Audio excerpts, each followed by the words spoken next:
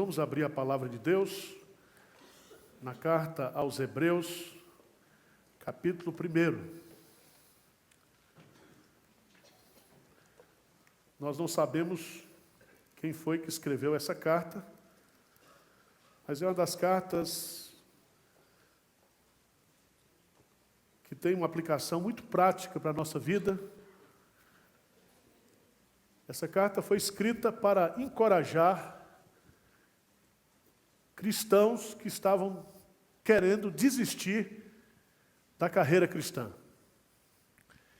Quem já teve aqui alguma crise espiritual que gostaria de deixar de ser crente? Só os normais. A carreira cristã, ela não é uma prova de 100 metros, mas é uma maratona. E a gente precisa ter muita perseverança e resistência. Só existem duas doutrinas acerca da salvação. A primeira delas é a doutrina autossotérica. Ou seja, aquela doutrina que afirma que eu e que você, nós podemos produzir a nossa salvação. Todas as religiões, exceto o cristianismo, elas são autossotéricas. O homem é que produz a sua salvação. Mas o cristianismo é diferente de todas essas outras religiões, porque ela afirma que Deus é quem salva o homem. A salvação vem de Deus. No século XVI, a Igreja Católica falava da salvação por meio de Jesus Cristo. Mas não somente por meio de Jesus Cristo, também pelas boas obras. E até hoje a Igreja Católica Apostólica Romana defende que Cristo salva, mas quem administra essa salvação é a igreja. De tal maneira que se você não está na Igreja Católica, você não está salvo. Por isso que o batismo na Igreja Católica, ele é regenerativo. E há muitos católicos que não compreendem isso, porque os reformadores, quando disseram somente a Bíblia, somente Cristo, somente pela graça, somente pela fé, somente para a glória de Deus, os reformadores estavam voltando para a Bíblia e dizendo a igreja está ensinando heresias. Ensinando heresias. Mas eu quero falar nesta manhã sobre a suficiência de Jesus Cristo. Vamos ler Hebreus capítulo 1, versos de 1 a 4. Vamos ler juntos esse trecho da palavra de Deus.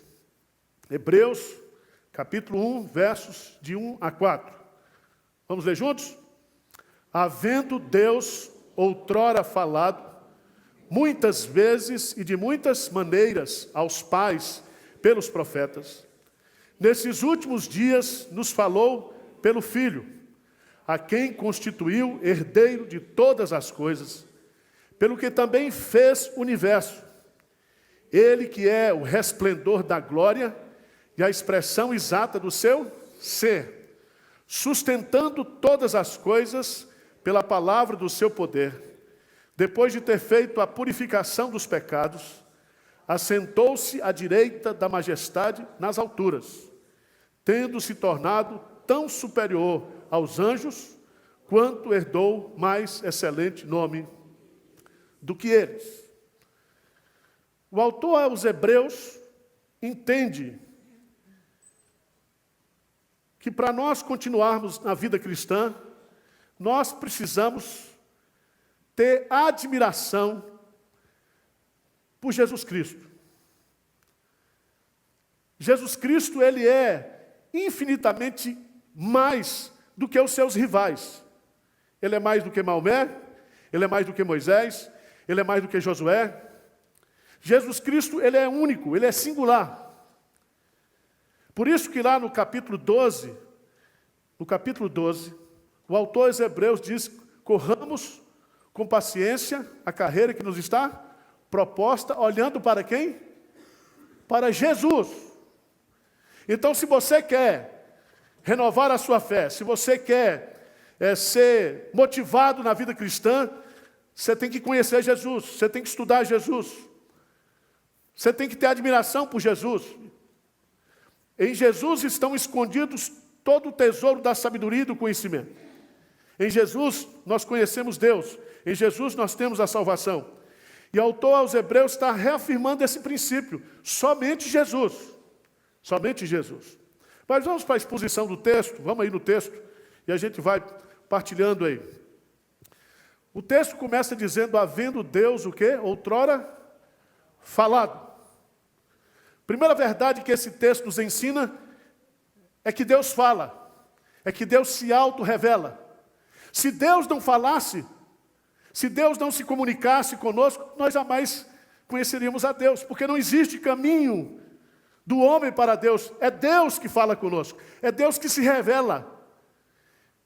E o texto vai dizendo, havendo Deus outrora falado. O silêncio eterno foi quebrado, Deus se comunica com o homem, e diz aí que no passado Deus se auto-revelou. Diz assim, havendo Deus outrora falado, muitas vezes e de muitas o quê? Maneiras. Muitas vezes significa que a revelação veio fragmentada. De muitas maneiras, porque Deus falou através de teofanias, Deus falou através de sonhos, Deus falou através de anjos, Deus falou através de pessoas. Ou seja, Deus, Ele se comunica conosco, Ele se auto-revela a nós. Mas diz o texto que Ele falou de muitas vezes, de muitas maneiras, aos pais, aos nossos antepassados, pelos profetas. Deus usou o homem para se comunicar com o homem.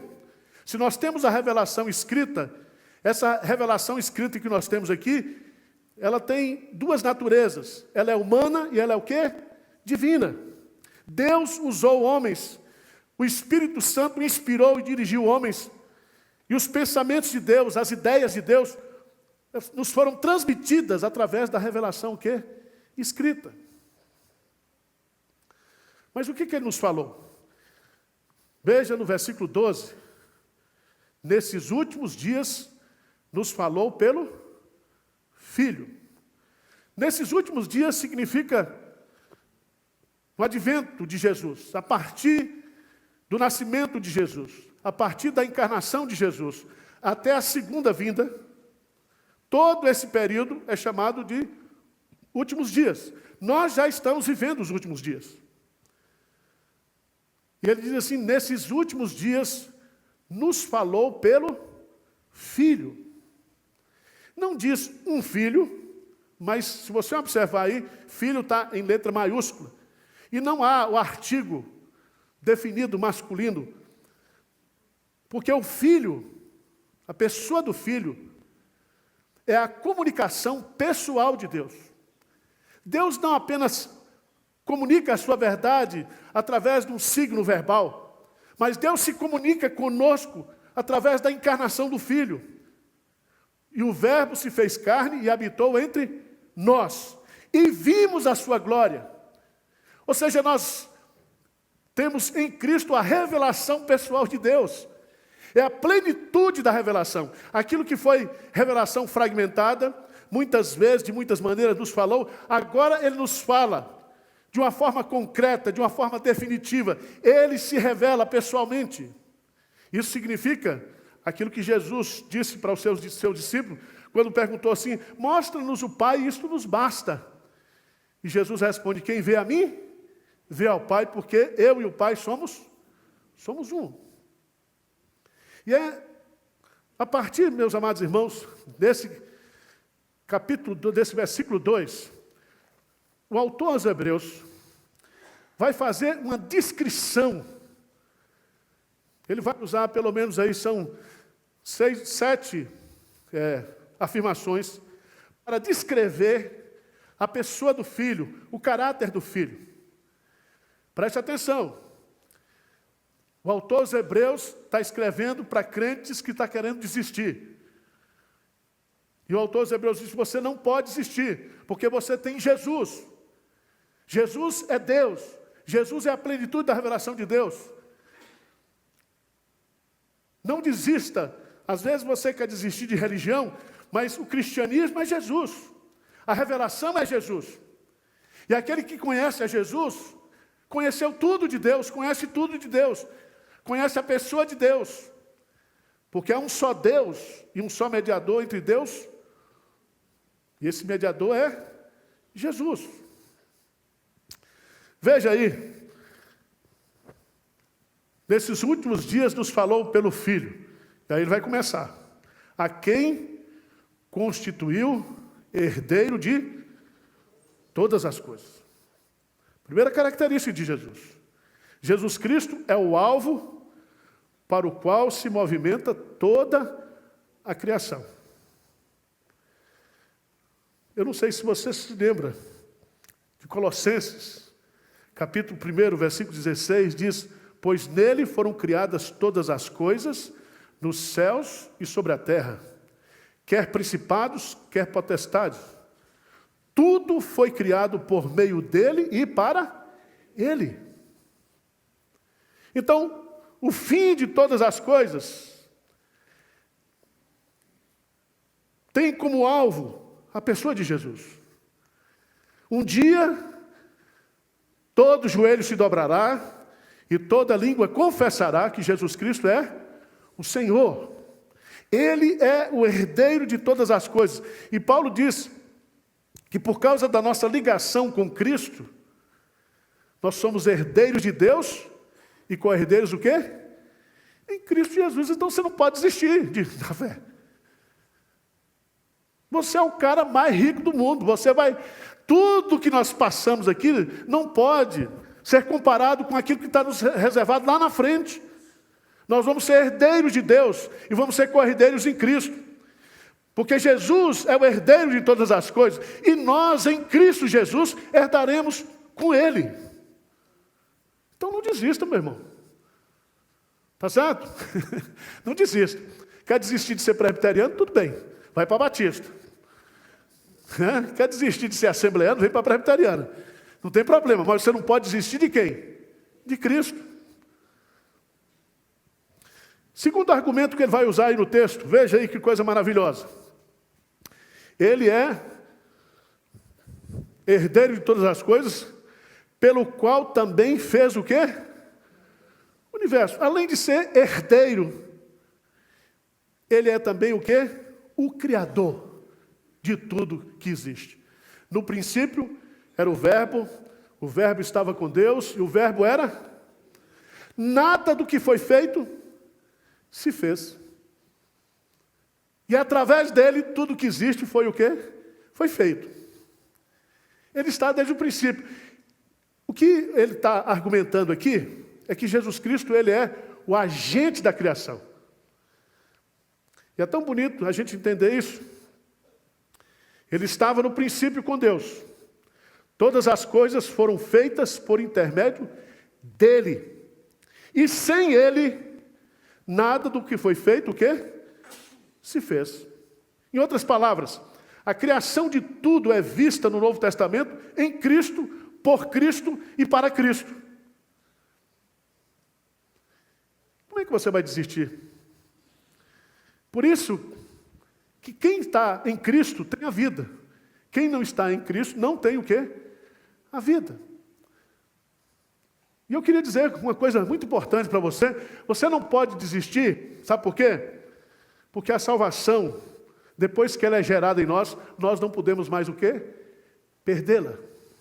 Você em Cristo passou da morte para a vida. E outra coisa importante, você precisa entender isso. E o crente precisa entender isso. Quem de fato recebeu a salvação em Cristo, ele pode desistir de igreja, pode desistir de pastor, mas ele não perderá a sua salvação. Porque a salvação está em Cristo. Em Cristo. Por isso que os reformadores disseram somente o quê? Cristo. Não existe igreja se não fosse Cristo. Cristo diz, né, sobre esta pedra edificarei o que? A minha igreja. E quando Jesus Cristo usa, lá em Mateus capítulo 16, a palavra igreja, Ele não está falando da igreja instituição, ele está falando de igreja o quê?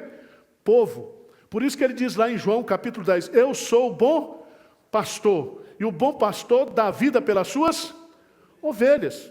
Jesus Cristo morreu por você, Jesus Cristo criou você, Jesus Cristo comprou você, você é de Cristo por direito de criação e por direito de redenção. Você não pode perder sua salvação. Ok? Mas o que é que diz o texto? Quarto lugar. Terceiro lugar. Ele é o herdeiro de todas as coisas. Ele é o criador de tudo. Diz aí, ele é o resplendor da glória e a expressão exata do seu ser. Duas coisas distintas. A primeira, a ideia é que Jesus Cristo é a radiância que irrompe de uma luz brilhante. O Verbo se fez carne e habitou entre nós, cheio de graça e de verdade, e vimos a sua glória como a do unigênito do Pai. Preste atenção, Jesus, ele reflete a glória de Deus. E o que é a glória de Deus? A glória de Deus são todos os seus atributos reunidos. Atributos morais, atributos comunicáveis, atributos incomunicáveis. Então Jesus Cristo, ele traz isso para nós. Ninguém jamais viu a Deus. É o Filho de Deus que expressa exatamente, que reflete exatamente quem é Jesus, quem é Deus. Ele é a expressa imagem do ser divino. Você se lembra daquele versículo, Romanos capítulo 3, que todos pecaram e carecem o quê? Da glória de Deus. O pecado nos destituiu da glória de Deus. Mas em Jesus Cristo, essa glória, ela está sendo restaurada. Nós somos transformados de glória em glória pelo Espírito Santo. Um dia nós seremos semelhantes a Ele e o veremos como Ele é. Então é esse trabalho de glorificação, de santificação que o Espírito Santo está fazendo na gente. Irmãos, o Verbo se fez carne, ele estava com Deus e ele era Deus. E ele então, ao se encarnar, ele traz a glória de Deus, ele traz a expressão exata do ser de Deus para nós. E os teólogos chamam isso de reconstrução da imagem e da semelhança de Deus em nós. Quando o homem pecou, ele foi destituído da glória de Deus. Ele perdeu a sua semelhança, a sua imagem como divino. E agora essa imagem está sendo reconstruída através da pessoa de Jesus Cristo. Você quer desistir? Não desista, meu irmão. Não desista. Em quinto lugar, veja aí no texto, diz assim, ele é o resplendor da glória e a expressão exata do seu ser, sustentando todas as coisas pela palavra do seu poder. Cristo sustenta todas as coisas. O oceano não derrama no espaço, ele sustenta todas as coisas. Você veio hoje aqui, foi atrapalhado pela corrida, chegou um pouquinho atrasado, mas hoje nós existimos, nós somos e nós nos movemos por causa de quem? De Cristo. Ele é quem sustenta todas as coisas. As sementes que foram semeadas no campo e que estão germinando, tudo isso está debaixo da sustentação de Deus. Ele governa todas as coisas. Ele é o sustentador de todas as coisas. A ideia aqui, no grego, a palavra sustentado é um particípio presente que tem o sentido de manter no alto ou sustentar. Isso de forma contínua e ininterrupta. O verbo está aqui que ele sustenta todas as coisas. Por isso que o poeta diz que Cristo é aquele que nos sustenta, é aquele que nos mantém de pé, é aquele que nos segura. Lembra do texto de João? Aquele que o Pai me deu, ninguém o arrebatará da minha mão. Nós estamos nas mãos de Deus. É Ele que nos sustenta, é Ele que nos segura. É Jesus que segura você, é Jesus que segura a igreja, é Jesus que segura a história. Ele tem o poder de sustentar todas as coisas. Ele está exercendo essa função hoje no universo. Mas também, irmãos, em sexto lugar, veja que coisa bonita. Depois de ter feito a purificação dos pecados. Jesus é o herdeiro de todas as coisas, Jesus é o Criador de tudo, Jesus é o resplendor de Deus e a sua glória, Ele é a expressa imagem do ser divino, Ele é o sustentador de todas as coisas. E em sexto lugar, Ele é quem nos purifica de todo pecado. Não há salvação em nenhum outro nome dado entre os homens pelo qual importa que sejamos salvos. Nós só podemos ser salvos por Jesus, porque somente Jesus pode nos purificar dos pecados, somente através da obra de Jesus, do sacrifício de Jesus.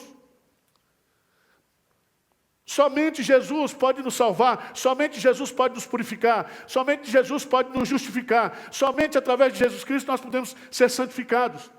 Justificados, pois, mediante a fé, temos paz com Deus por intermédio de Jesus. Ele é o nosso Salvador, Ele é o nosso purificador, Ele é o nosso Redentor. Ele fez a expiação em nosso lugar, Ele nos substituiu na cruz e ressurgiu por causa da nossa justificação. Então não dá para abandonar Jesus. Não dá. Jesus é tudo, irmãos. Jesus é tudo para mim. Jesus é tudo para nós. Jesus é tudo para Deus. Jesus é tudo. Mas ele encerra dizendo algo maravilhoso. Versículo 4. 3 e 4, a última parte. 3 e 4, vamos ler juntos aí? Assentou-se à direita da majestade nas alturas, tendo se tornado tão superior aos anjos, quanto herdou mais nomes, excelente nome do que eles. Esse Jesus está exaltado ao lado de Deus. E o que ele está fazendo lá ao lado de Deus? Intercedendo por nós. O trabalho de Deus hoje nos céus, além de sustentar todas as coisas, além de ser o Criador de todas as coisas, diz que Ele ressuscitou, está à direita de Deus, intercedendo o quê? Por nós. Ele é o soberano que está assentado à direita de Deus. Apocalipse capítulo 5, Ele está entronizado. Ele é digno de receber toda honra, toda glória e todo louvor. Eu queria que você abrisse lá em Marcos, capítulo 16.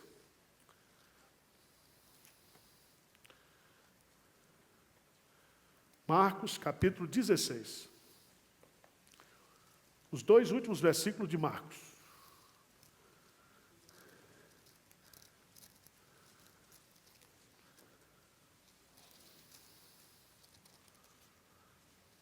Marcos, capítulo 16, versículo 19 e 20.